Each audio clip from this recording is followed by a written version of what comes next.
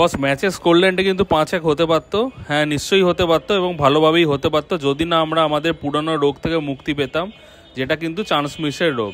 প্রচুর চান্স পেয়েছে, প্রচুর চান্স মিস হয়েছে, কিন্তু আলটিমেটলি 3 গোল দেওয়ার পরে কিন্তু ম্যাচের স্কোরলাইন 3-1 থেকে আমরা কিন্তু 7 ম্যাচে 19 পয়েন্ট নিয়ে লিগ টেবিলে 3য় পজিশনে এবং টানা 7 ম্যাচ আনবিটেন। নমস্কার বন্ধুরা, স্বাগত আমার চ্যানেল জ্যোতির্ময় ওয়ার্ল্ডে। আশা করি তোমরা সবাই ভালো আছো। তো চ্যানেলে যারা নতুন তারা অবশ্যই চ্যানেলটাকে সাবস্ক্রাইব করে দিও এবং ভিডিওটা শেষ অবধি দেখো।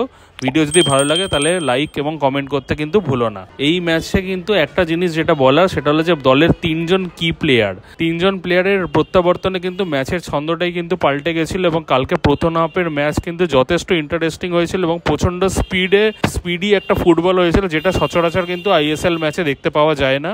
নর্থ ইস্ট ইউনাইটেডের একটা টেন্ডেন্সি কিন্তু আছে দূরপাল্লার শট থেকে বলটাকে গোলে পাঠানো, এবং সেই কাজটাই কিন্তু গতকাল আমাদের কেপি সিং করে দেখালো, যেটা কিন্তু সাধারণত পার্থিব গগৈ করে, এবং পার্থিব গগৈ কিন্তু নর্থ ইস্ট ইউনাইটেডের হয়ে হাইয়েস্ট গোল স্কোরার। এখনও পর্যন্ত 3টে গোল করেছে সে, এবং সে কিন্তু কেপি সিং ঠিক এভাবেই একটা পার্থিব গগৈয়ের মতো শট কিন্তু দূরপাল্লা থেকে নিয়ে কিন্তু জালে জড়িয়ে দিল এবং ম্যাচের স্কোরলাইন কিন্তু 1-0 হয়ে যায় ম্যাচ শুরুর 4 মিনিটেই। এই সময় ডিফেন্সটা একটু নড়বড়ে ছিল, প্রচুর একটু মিসপাস হচ্ছিল বা বোঝাপড়ার আন্ডারস্ট্যান্ডিংয়ের একটা অভাব হচ্ছিল, সেটা অ্যাকসেপ্টেড। কিন্তু কখনোই মনে হয়নি মোহনবাগানের টিমের লাইন আপ থেকে যে আজকে ম্যাচটা থেকে আমরা 1 পয়েন্ট না নিয়ে ঘরে ফিরবে, অ্যাটলিস্ট আমার কনফিডেন্সও সেটাই বলছিল। 11 মিনিটের মাথায় কিন্তু কামিন্স একটা খুব ভালো সুযোগ একটা পেয়েছিল, গোলকিপারকেও একবারে সামনে পেয়েও কিন্তু বলটা গোলে রাখতে না পেরে সে কিন্তু বাইরে মেরে পাঠিয়েছে। এবং কালকে ম্যাচের ব্যাপারে যেটা বলার সেটা হচ্ছে যে কামিন্স আর সাদিকও কিন্তু কালকে প্রচুর গোলের সুযোগ নষ্ট করেছে, এবং এই এতগুলো সুযোগ নষ্টের খেসারত কিন্তু টিমকে দিতে হতে পারে যদি তারা কিন্তু টাফ অপোনেন্টের এগেনস্টে পড়ে, কারণ তারা কিন্তু সুযোগ অনেক কম পাবে এবং সেই কম পাওয়া সুযোগ থেকেই কিন্তু তাদেরকে কনভার্ট করতে হবে। এই কনভার্সন রেশিও ইমপ্রুভমেন্টটা কিন্তু মোহনবাগান টিমে একদম হচ্ছে না, এটা একটা কনসার্নিং ব্যাপার। তো এবার ম্যাচের 13 মিনিটের মাথায় চলে যাই, যখন 13 মিনিটের মাথায় কিন্তু আমাদের মহাশয় দীপক টাংরি একটা ফিল্থি রিবাউন্ড বলে কিন্তু গালে লেগে বলটা গোলে চলে যায়, এবং সে অদ্ভুত ব্যাপার এটাই হলো যে সেই বলটা গোল হওয়ার পরেও কিন্তু প্লেয়ারের বুঝতে একটু টাইম লাগলো যে সে আলটিমেটলি কিন্তু একটা গোলটা করেছে। একটু হচ্চকিয়ে যাওয়ার মতো একটা ব্যাপার যে হ্যাঁ, বলটা এইভাবেও গোলে পৌঁছে গেছে। তো এনিওয়েজ দীপক টাংরি কালকে গোল করার পরে কিন্তু তাদের গোল স্কোরারে খাতা খুললো আইএসএলে, এটাও ওর প্রথম গোল। এর আগে কোনো আইএসএল ম্যাচে সে গোল করেনি, আই লিগে একটা গোল করেছিল। এনিওয়েজ দীপক টাংরির এগেনস্টে এটা বলবো যে দীপক টাংরি গোল করার পরে কিন্তু ওর প্রত্যেকবার ম্যাচের যে কাজ, যে একটা হলুদ কার্ড দেখা এবং আননেসেসারিলি চ্যালেঞ্জ করে একটা কার্ড দেখার সমস্যা, সেখান থেকে কিন্তু সে অব্যাহত পেল না এবং যথারীতি ম্যাচের মধ্যে কিন্তু একটা হলুদ কার্ড সে দেখলো। এবার চলে আসি ম্যাচের 20 মিনিটের মাথায়। ম্যাচের 20 মিনিটের মাথায় কিন্তু একটা গোলের সুযোগ পেয়েছিল নর্থ ইস্ট ইউনাইটেড এফসি, সেটা পোস্টের ওপর দিয়ে বেরিয়ে যায়। তো এই সুযোগটাও কিন্তু তারা সদ্ব্যবহার করতে পারতো এবং ম্যাচের স্কোরলাইন কিন্তু তখন 2-1 হয়ে যেতে পারতো। এনিওয়েজ গোলটা হয়নি, তো সেই নিয়ে এত আলোচনা করার লাভ নেই। এবার চলে আসি ম্যাচের 27 মিনিটের মাথায়। 27 মিনিটের মাথায় যে গোলটা কামিন্স করলো সেটা কিন্তু সাদিকুর কাছেও একটা চান্স ছিল গোলটাকে জালে জড়ানোর জন্য, কিন্তু সাদিকু এবং কামিন্সের আন্ডারস্ট্যান্ডিংটা কিন্তু এই ম্যাচে একটা অন্য লেভেলের ছিল। তোমরা নিশ্চয়ই লক্ষ্য করে দেখবে যে এর আগে কিন্তু আমাদের নিজেদের স্ট্রাইকারদের মধ্যে কিন্তু বোঝাপড়ার একটা অভাব ছিল, কালকে কিন্তু এই বোঝাপড়ার অভাবটা ভালো করে টের পায়নি। 27 মিনিটের যে মুভমেন্টটা সেটা কিন্তু সাদিকু লাস্ট মোমেন্টে বলটা কামিন্সকে বাড়িয়ে দেয় এবং কামিন্সের একটা জোরালো শটে কিন্তু বলটা গোলে পৌঁছে গিয়ে ম্যাচের স্কোরলাইন কিন্তু 2-1 হয়। এই 27 মিনিটের করা স্কোরলাইনের পর যদি আমরা সেরকম কোনো ঘটনা প্রথমার্ধে হয়নি, প্রথমার্ধ যথারীতি 2-1 গোলে এই স্কোরলাইনে শেষ হয়। ম্যাচের 51 মিনিটের মাথায় কিন্তু আবার একটা ঘটনা ঘটে, সেটা হলো যে একটা চ্যালেঞ্জের জন্য কিন্তু টি সিংকে লাল কার্ড দেখতে হলো, পেছন থেকে এসে সেই চ্যালেঞ্জটা করেছিল এবং রেফারি সঙ্গত কারণেই তাকে লাল কার্ড দেখিয়ে মাঠের বাইরে বেরোয়।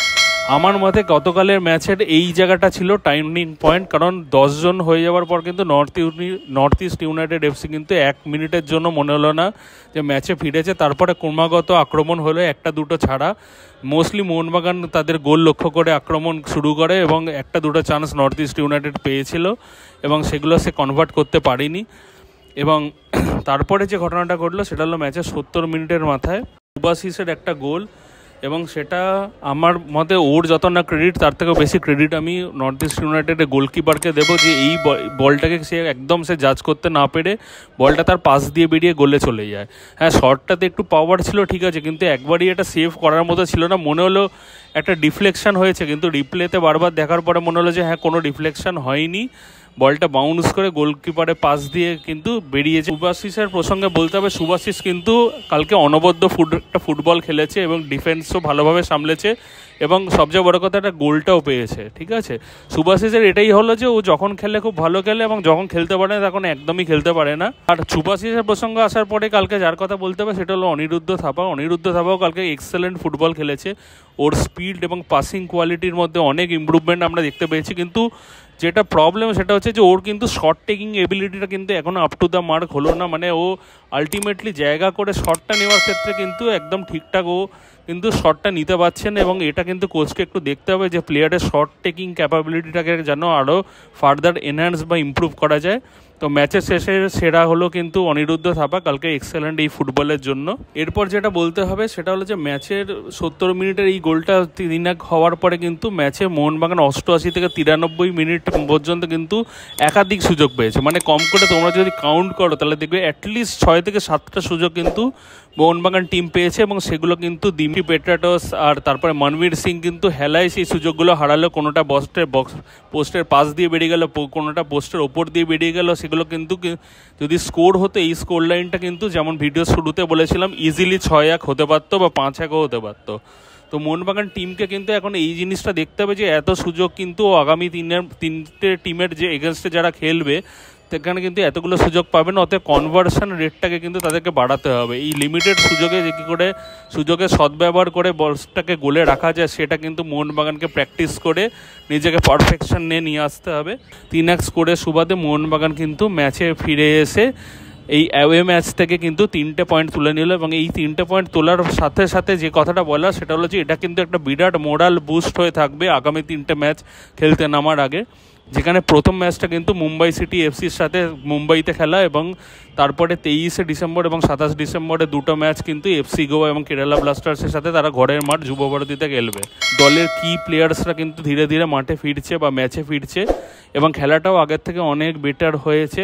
এটা ওভারঅল ভালোই হয়েছে, খালি একটাই কনসার্ন ছিল আমার মতে, সেটা হলো চান্স মিন্সের এই কনসার্নটা, যেটা অনেকবার আমরা আলোচনা করেছি।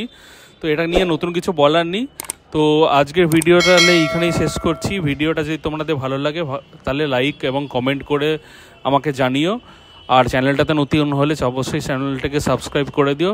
তাহলে দেখা হচ্ছে একটা নতুন ভিডিওতে খুব তাড়াতাড়ি। চলো, টাটা।